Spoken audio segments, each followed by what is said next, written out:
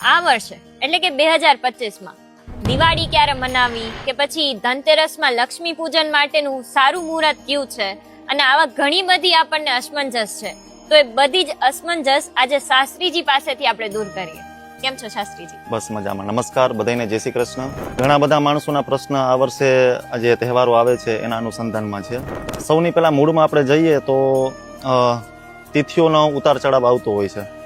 એના હિસાબે દર વર્ષે ઘણી તિથિઓના ક્ષય થતા હોય, ઘણી તિથિઓનો વધારો થતો હોય.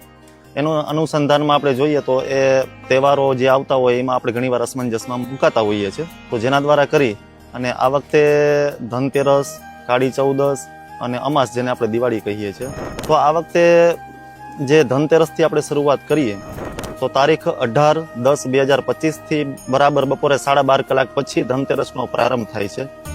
માણસોને જે લક્ષ્મી પૂજા કરતા હોય છે તો એ 18 તારીખે બપોર પછી સાંજના સમયે લક્ષ્મીજીની પૂજા કરી શકે.